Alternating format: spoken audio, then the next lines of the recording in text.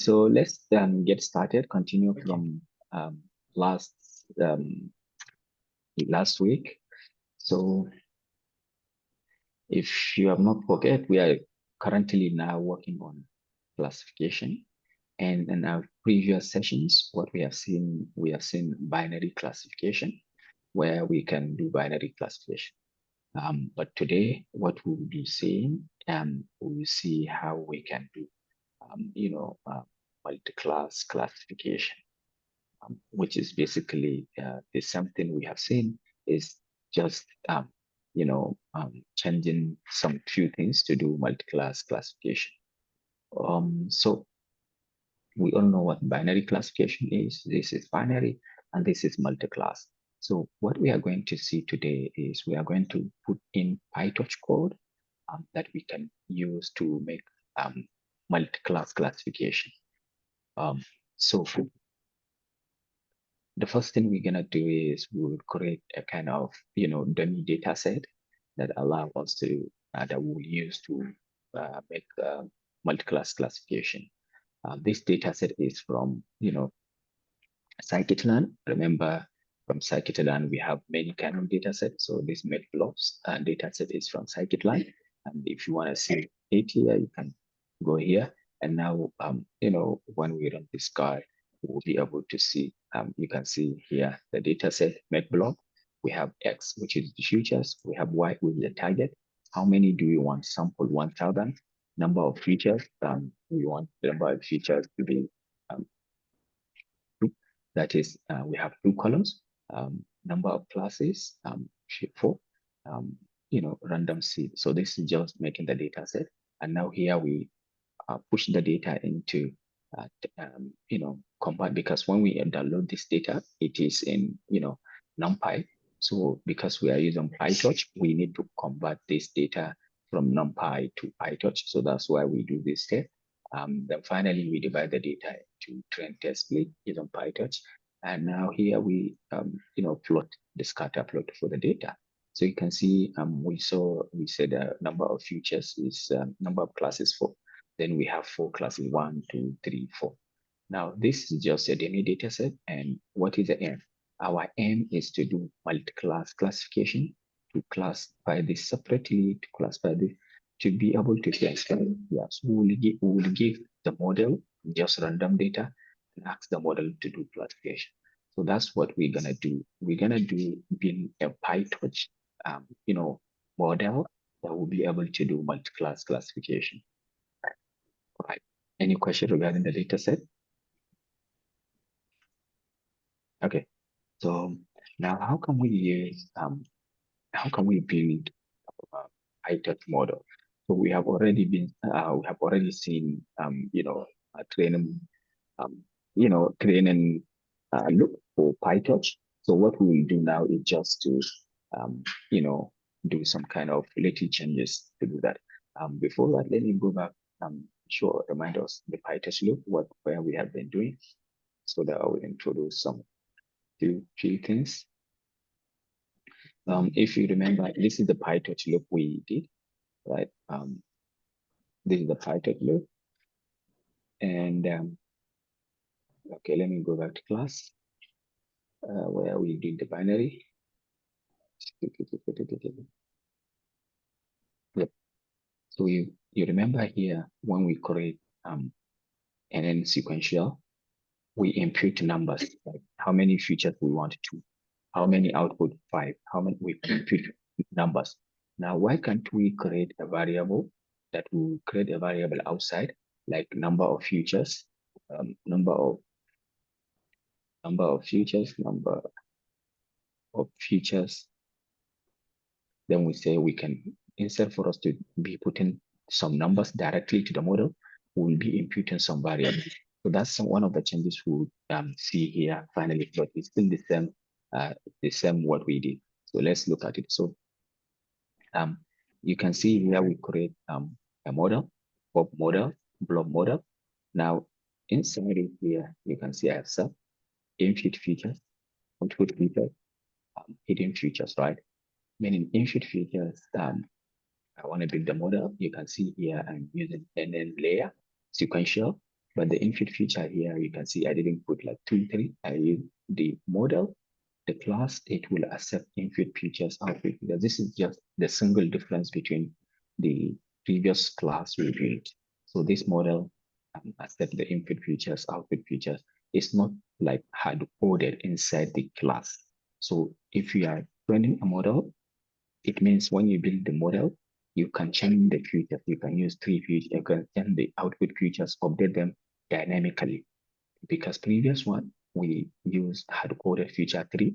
And when we create the model, when we create an object, that object will only use those number of hidden features. You cannot update them until you come and update the model hard-coded, change that number. But now we can iteratively update this. So um, input features, this is output features. You remember we said hidden unit. So we said hidden unit. So you can see the hidden unit will now be all 8.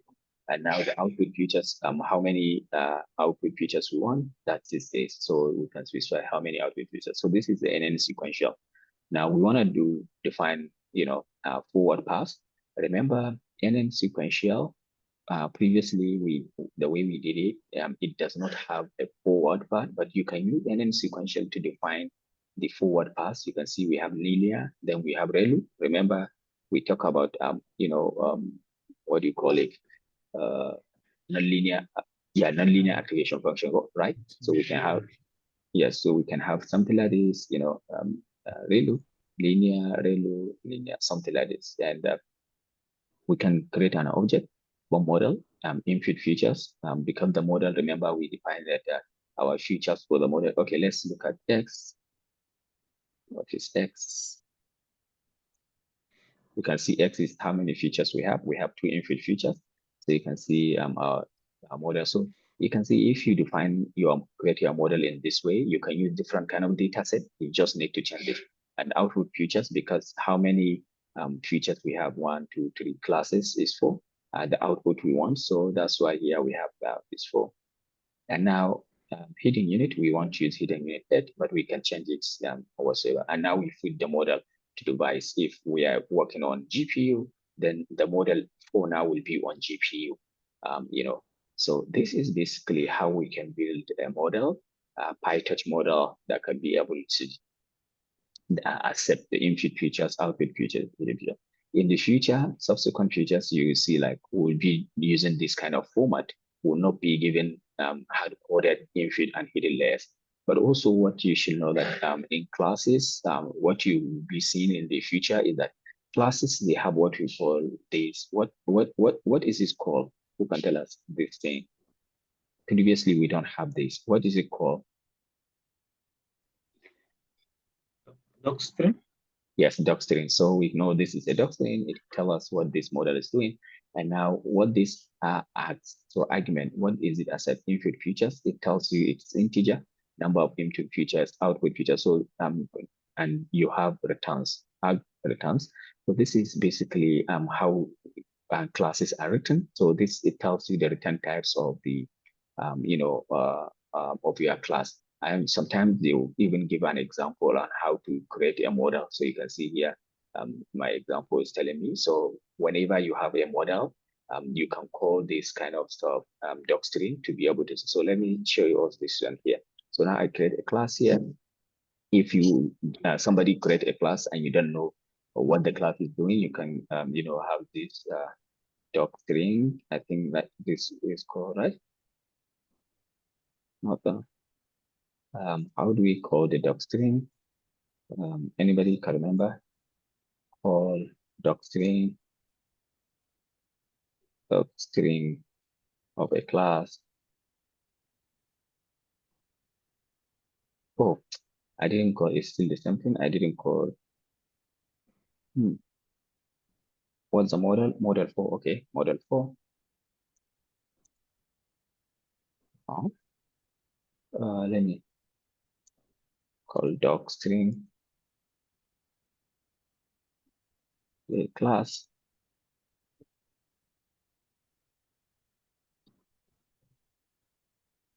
Still the same thing, right? So what am I doing wrong? Okay, I didn't call printed.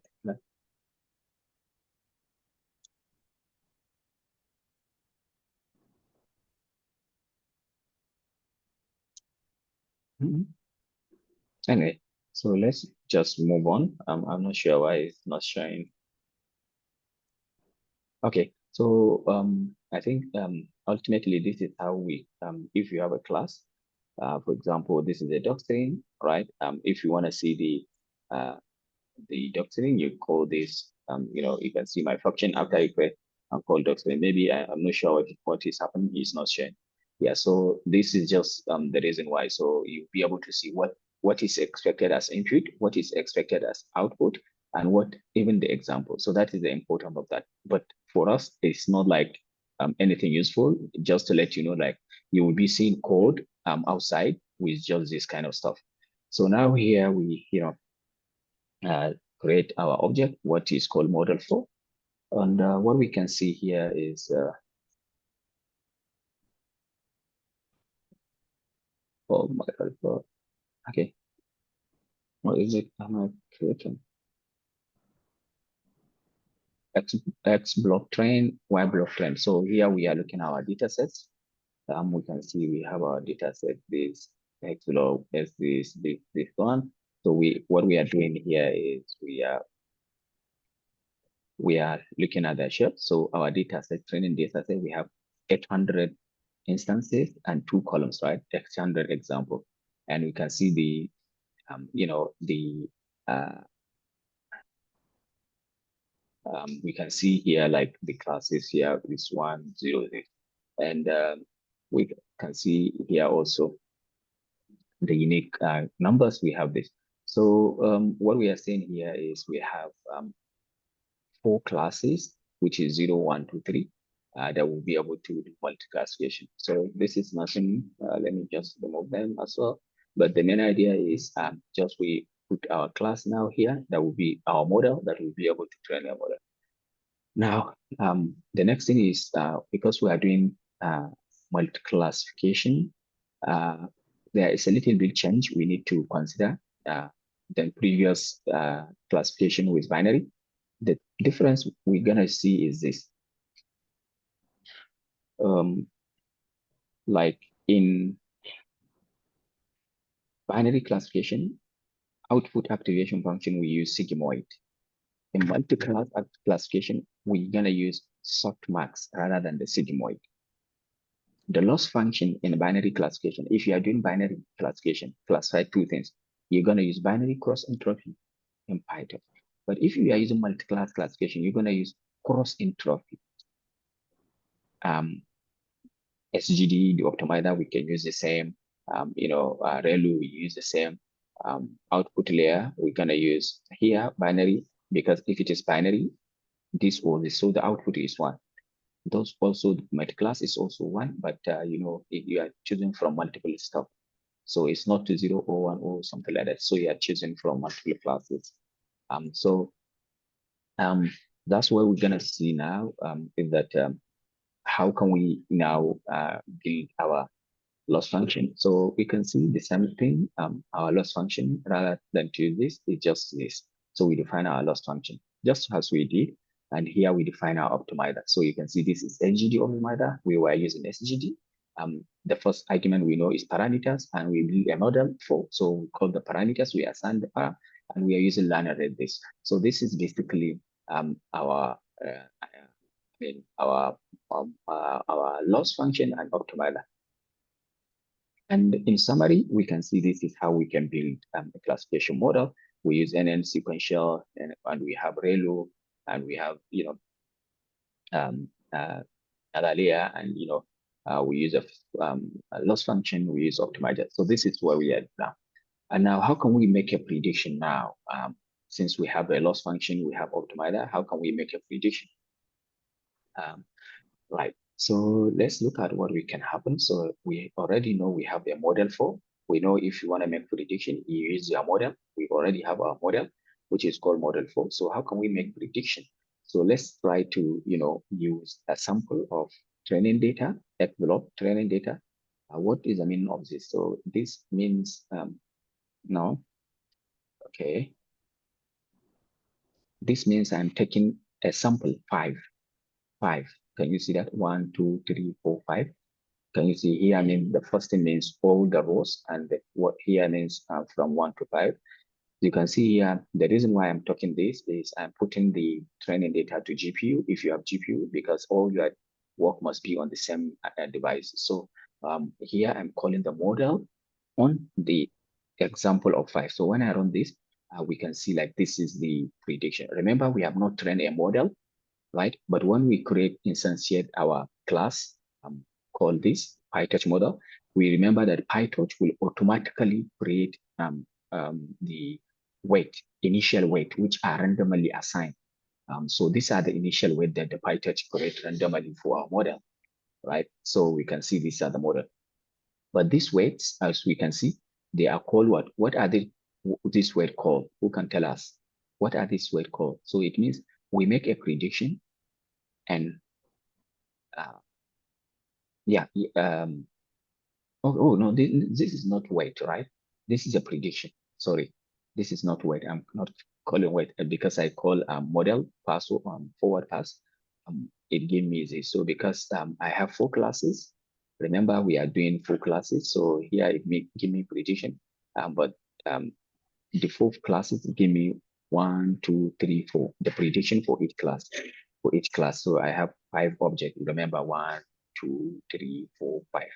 And in each, we have 4 classes. Now, when we make a prediction on training data or in any data in PyTorch, what is the output it gives us? Who can remember this?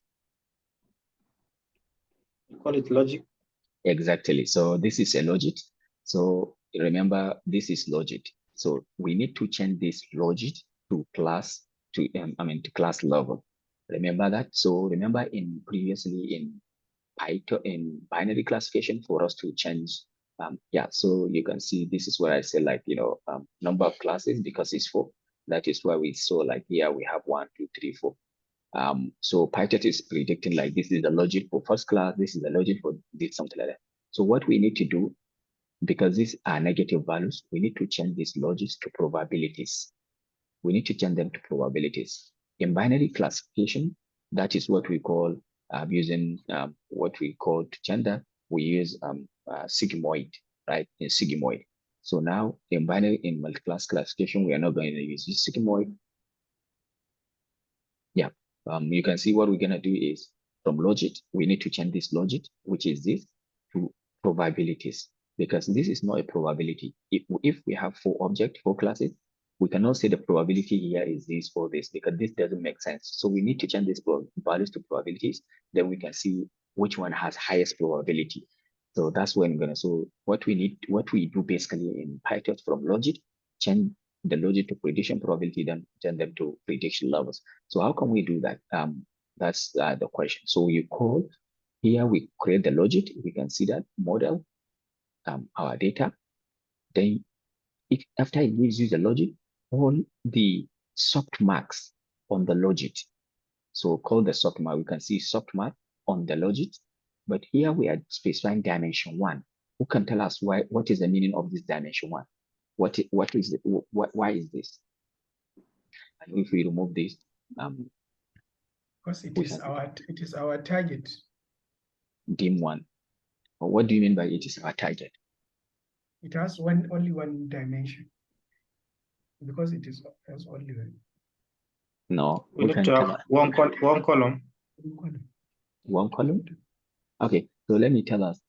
So you can see 1 column. What do you mean by 1 column? Looking at this data, what do you mean by 1 column? If we are working on something and here we specify dimension equals to 1 on this data, if dimension equals to 1, what do you think will happen?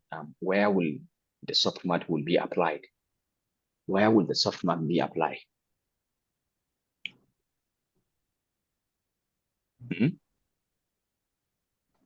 Remember, we have 4 classes, right? We have 4 classes: class 1, class 2, class 3, class 4.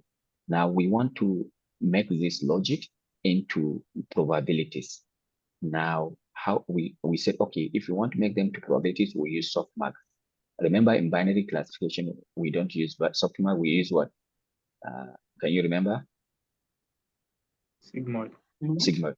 So who can tell us what is the meaning of dim equals to 1? Dim equals to 1.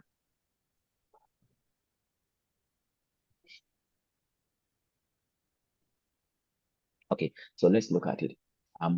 Because these probabilities, these are logic for the first, first data, first classes, or first of all, so if we have dim equals to 1, dim equals to 1, it means we're gonna reduce the column. We're gonna reduce the column because they're there. So it means it will find the probabilities along this, like this. If we have dim equals to 1, somebody will think, okay, we are doing something maybe along the row. So we provide the probability and the probabilities of this one, the probability of this one, the probability of this one. Okay, we are providing the argmax and softmax along here. Softmax along here. Meaning, if let's run this guy. So you can see we provide the softmax when I run this guy. Let's look at it. Now, this is the original one, the logic. And this is the one we apply the softmax on it. If you look at them here, if you sum this one, this plus this plus this plus this, what will it give us? Who can tell us? Who can calculate this plus this plus this plus this? What does it give us? Give us, I think 1. Since it is Exactly 1. Exactly 1, right? Yeah, it will give us 1 since it is probability. Exactly. So this is what is happening. So it means now, since it is probability, we know the maximum, the one with higher chances is now this one, the second, the second one in the first instance. So no, this is 0.2, this is 0.2. So now this is a class with highest probability. So it means the class 0, 1, the second class is the one the predicted in the first instance.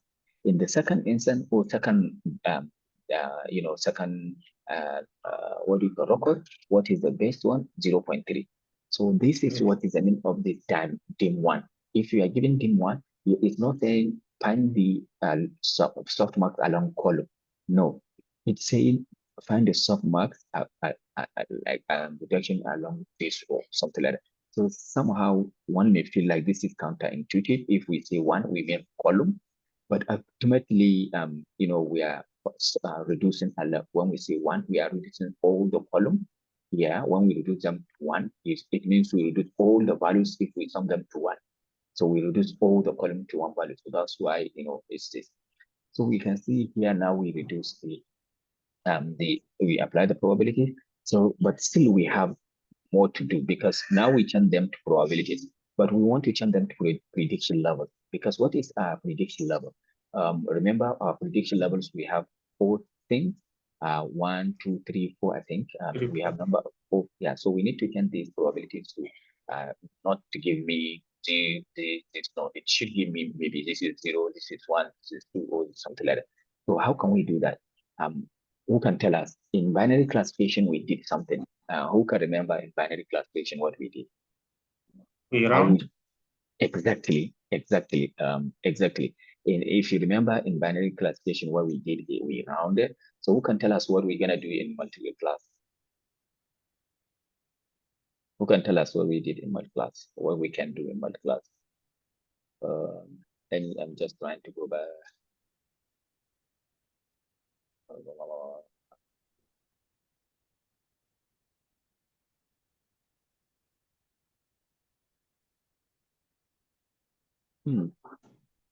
We rounded, right? Yes, touch the round. Yes, you remember when we have on sigmoid, we use touch round down. Why do we use touch that round? Because remember, it's binary. If anything is, for example, 0.6, it will round it to 1, right? If it's something is 0.4, it will round it to what? 0.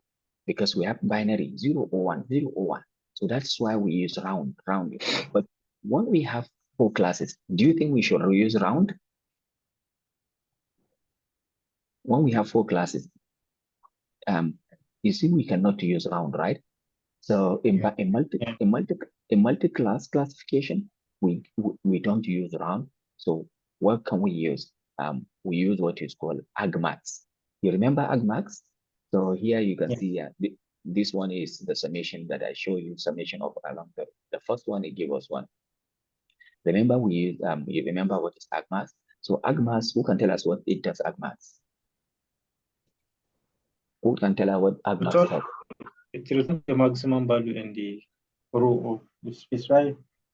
Yes, exactly. It will return the maximum value. So this means that now here, when we are, because we are doing prediction, now what we are trying to do now here is that we tell our model, give us the something that is, probable, the maximum one.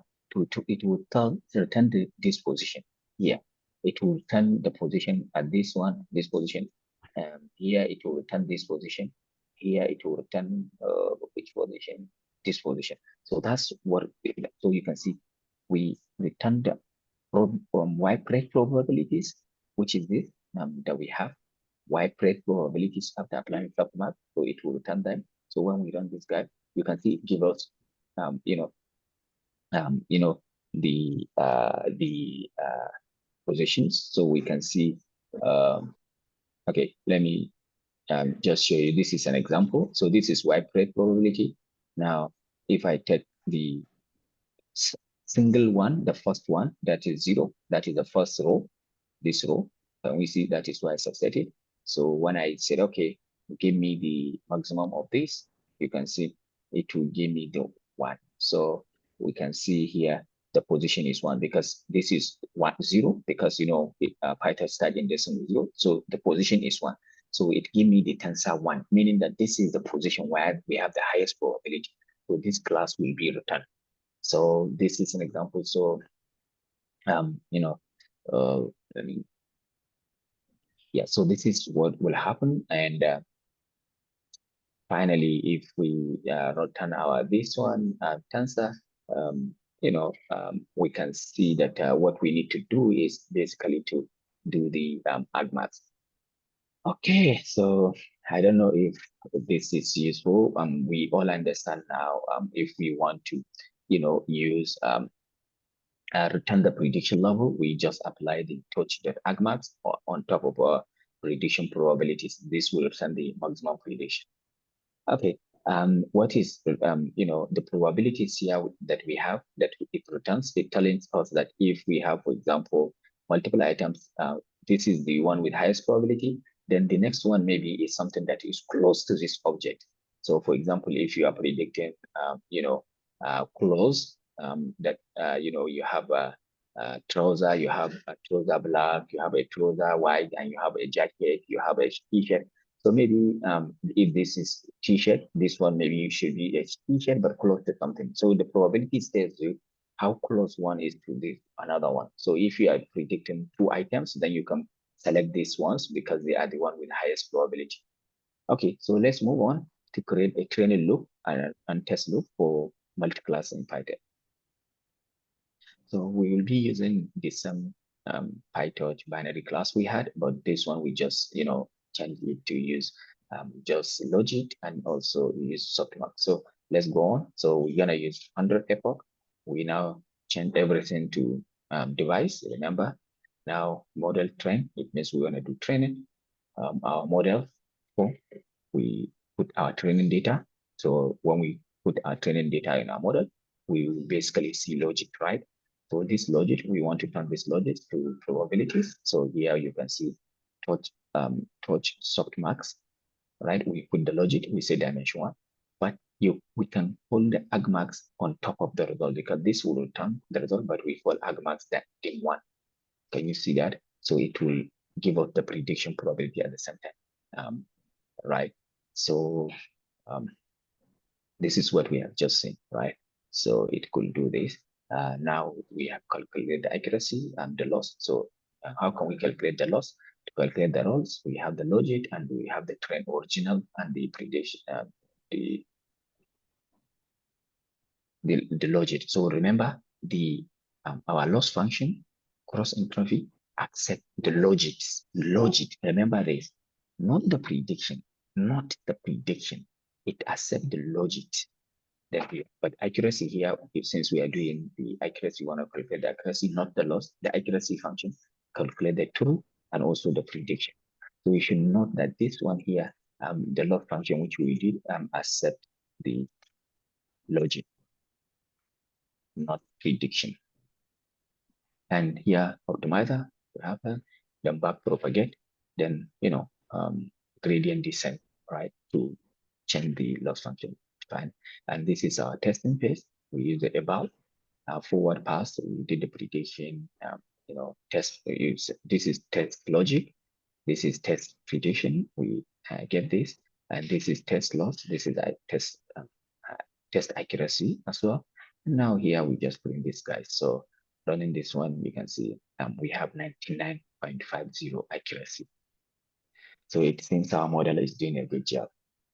Anyone with question regarding this training loop, because we already discussed this, it's just the changing of, anyone with question? Yeah, doctor, my question here, you already explained that. I thought we can use predict here in the loss function, but you say it only accept logic. Yes. Yes. But So why value is already the actual value? this one here. Yeah, this one is the actual levels. So let's go cross entropy PyTorch.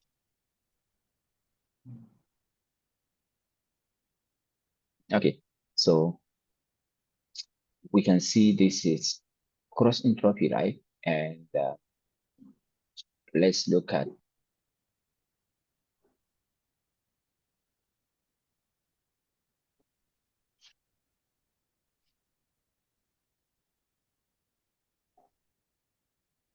yes.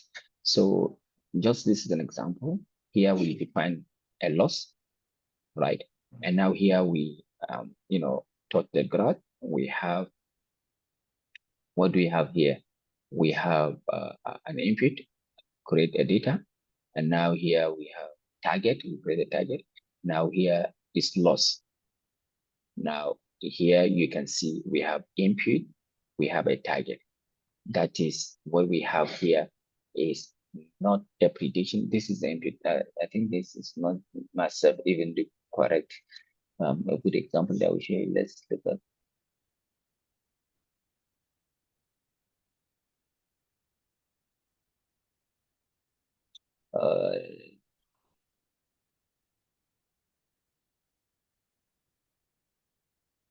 Yeah. Okay, look at it. Can you see this through the English?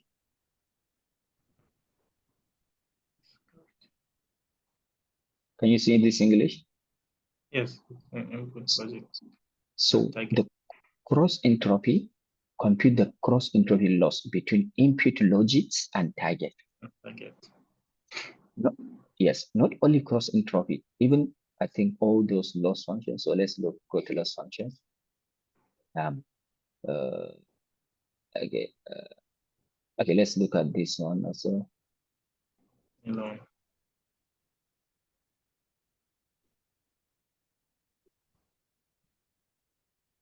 Okay, not this one. I'm not talking about where the not cross entropy in binary class. Which one do we need? What we did in binary class, the loss function. BCE. Yes, PC exactly. BC. BEC. Yes, use logistic.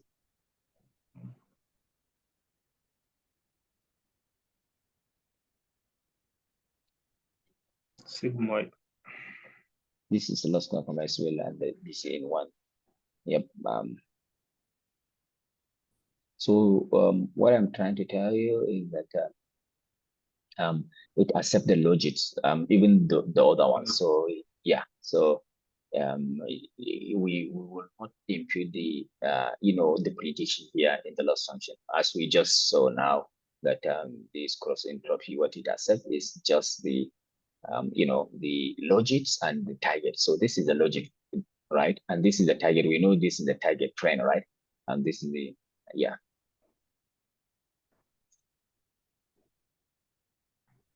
Okay. Any question? Okay, so making and evaluating prediction with PyTorch. So how can we make a prediction and evaluate the model? So Now we train our model. We can use the model now to make prediction and make also an evaluation. So here we can see, for example, when we run this guy, we can see that we use our model, make prediction, right? We turn on the context switcher. This is called context switcher, right? We switch, it tells us that we are not training. What we are doing basically, we are, doing inference. So, and we create a logic. This is the logic, right? Constant prediction. But of course, we know this is logic. We need to apply, the softmax. So here we have our softmax, and the softmax give us some kind of funny numbers.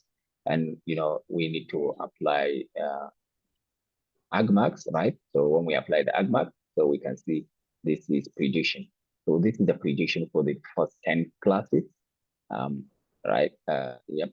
And remember here what we use the test set, which is not being used for training, it's test data. So, yep. But also one thing you should know is that it is possible to skip the softmax function and go straight from predicted logic to predicted level when you are doing the making prediction. So here you can see when I make a prediction, it gives me logic. I turn the logic into softmax, and now you have softmax. So when you are making prediction, you can skip this, turning the logic into probabilities and just get the classes, because doing prediction, when you are doing prediction, okay, you have a logic. Now, what is the essence of creating these probabilities? If you are doing prediction, you can just skip it and do this, but it is useful when you are doing training to create because you are calculating the loss from the logic also. But yeah, so here we can see for you to skip that, we can run this model. The logic, we can just call agmax on it without calling the softmax. So we can see now the first 10, this is the same as the one we have here. So we can see this is the same. So it just depends on, something. Yeah. So yeah. Okay. So we can also visualize our data. So we can see we have 4 data. So the model will be now is able to, classify this data. So we can see we have, 4 classes, 1, 2, 3, 4. 1, 2, 3, 4. We can see we have 4 classes. So we just, use our training data and stuff like that, and we test data and the prediction. And now the model is be able to do that. Okay. Any question? Any question? Okay. So, just to recap,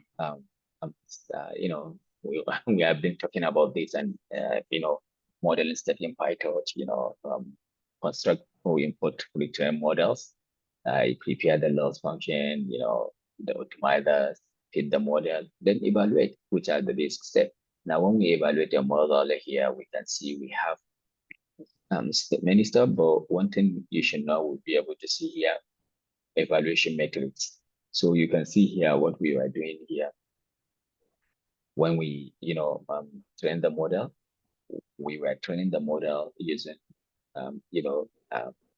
loss function and accuracy with this accuracy function. How do we define this accuracy function? Let me show us, remember.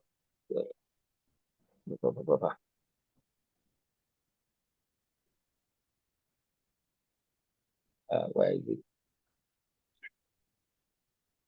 Accuracy. Yes, accuracy function. How do you define this accuracy function? Who can remind us?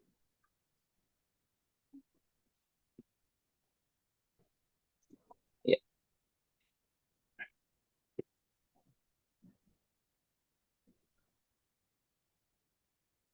Yes, this is our function, accuracy function. You remember it's doing this, like, finding the difference and, finding the percentage, which is basically how we calculate accuracy. So we are the one that calculate and create this function. But what we are trying to say is that there are many, off-the-shelf, metrics that you can just use to calculate your model without to using those stuff. So this is what this is talking about. We have many metrics. So for example, accuracy, we have touch depth metrics. So this is basically a class that can be used for So this is called torch matrix. So what is torch matrix? So torch matrix contain 90 plus PyTorch matrix implemented and an easy to use custom matrix. So this is some metrics that can be used for our stuff, such as scikit-learn. We already know scikit-learn, so we have precision, accuracy, recall, F1 score, confusion matrix, classification report. All these ones we know them in scikit-learn, but they are also available in torch matrix. So torch matrix implement only the metrics for deep learning, but also in PyTorch and one easy to use. So sometimes be able to see them or like so for our model we can be able to calculate the accuracy for our model. We have the test and we have the prediction, then we can calculate accuracy using scikit-learn, right? So when I return this, we can see 9. So we already saw when we train the model, because we have the accuracy in it, our model accuracy was 999, right? But maybe one may want to calculate other stuff, not only accuracy, for example, the classification report, which you want to see the call F1. You can just call this one, classification report, and this is the prediction, this is the tennis prediction levels. We have our classes, we have 4 classes, so I call, because I say 4, so range of 4, it will give, what will this give me? So when we see this one, when we call this range of 4, it gives me 5, 0, 1, 4. So this is 0, 1, 2, 3 classes. So this is what I mean. So when I run this, so you can see, or here you can basically input the number of classes you have, like in an array, like 1, 2, 3, 0, 1, 2, 3. So we can see this is classification report. Somebody may not, if you have unbalanced data for classification, we cannot rely on accuracy on unbalanced data. So it is important to use many different kind of, accurate metrics. So especially for unbalanced data, we can use what you call weighted average. So we can use weighted average. Here we can see for the weighted average, this is the result. You can use macro average. You can use so for weighted average, you can see this one. Macro average, you can see this one. We can see for accuracy is 0.999, right? You can see also because we have 4 classes. The first class, this is the precision for the first class. For the 0 class, this is the F1 score. For the second class, this precision, this is, so this is a good way to see a lot of metrics report in a single report. This is called classification report, which we saw in our machine learning sessions, right? The next one is, if you are familiar with scikit-learn, this is enough, but there is also implementation of torch matrix, which one can use. I try installing torch matrix, but it's not working on my MacBook Pro. Maybe there is an issue, compatibility issue of the package with Mac, but it can work on your computer if you are using Windows or Linux. So I think that's what we have. So we have a lot of exercise that people, you should try these exercises. You can see them before tomorrow. Yes, we need to practice exercises because we are moving far. We are moving. If you don't practice the exercises, stuff you may forget. So if you want to really follow along, this is really exciting, book that when you follow it step by step, you will end up having a full understanding on PyTorch. I think maybe tomorrow we will be able to go through the exercises, or we can continue our news session, which is computer vision and CNN, which is really also great. If you will be able to read this one, do the exercise yourself tomorrow, and before tomorrow, then we can just skip it, or we can just do some, finish some, spend some 30 minutes going through it together. Just, understanding something. If anyone has an issue, hey, I don't understand this exercise, then we can work through it together.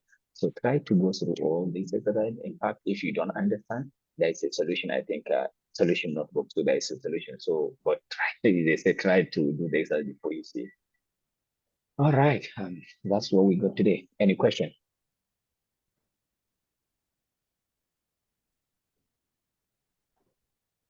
Zaradin, any question? No question there. Malan Salis, any question? Doctor, but the accuracy. Sometimes I used to see macro F1, macro precision, and Yes. accuracy. Are they not part of this report? Accuracy. Yes, they are. So accuracy is this. Can you see the accuracy? This Yes. is accuracy. Now we have different kind of in scikit-learn we have different kind of sklearn F1 score. So this is metric F1 score, and the F1 score in scikit-learn, you can calculate macro F1. You can have, okay, this is micro. You can have macro. You can have weighted F1, weighted F1. So what we are having here is weighted F1, which is 1. Can you see that? What we have here is macro F1, which is 1. Macro F1. This average you are seeing is the same thing. You can see here, what is happening here is that when you are talking about F1 score, you put the true, you put this, and you provide the average. The average can be binary. By default is binary, but what it should be is the average is different parameters: micro, macro, sample weighted, and stuff like that. So one of the things that you should do if you are using data class which is imbalance, you can use weighted. We can see calculate material for each level and find the average weighted. So this the number. Okay, the number it can the alpha material account for imbalance. It can result in F1 score that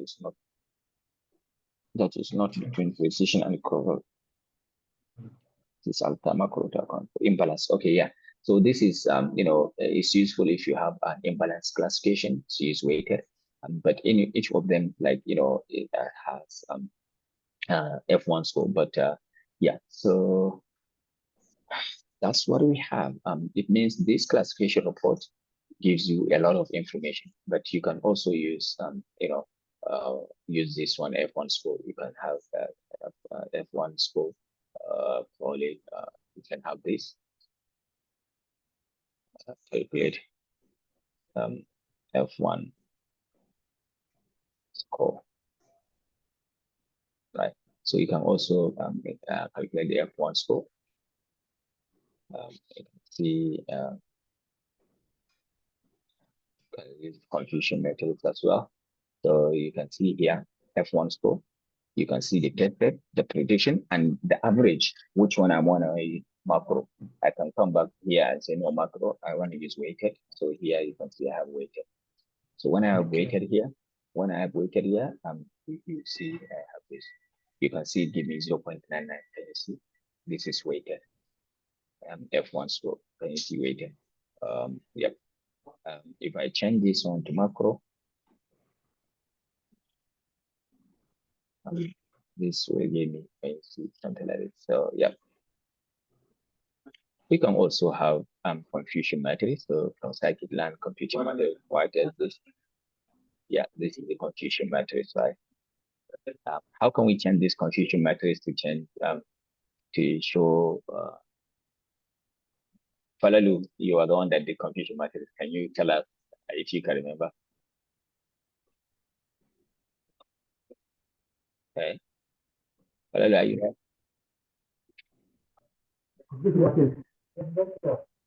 Eh? Yawa na ce tell us yadda za mu canza confusion matrix ya abin nan.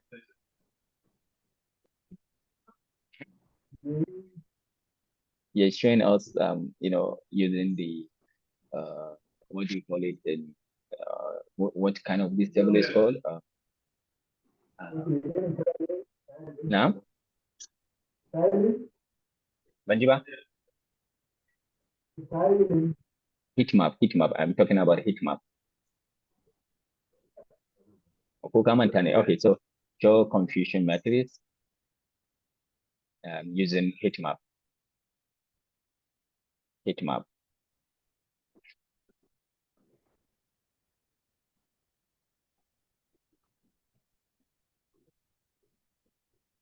So here we have a confusion matrix. So you can see here the confusion matrix here. Then in the heat map, because we import here, then annotate, it means it will annotate it. We can also add the levels. I don't think we have the level.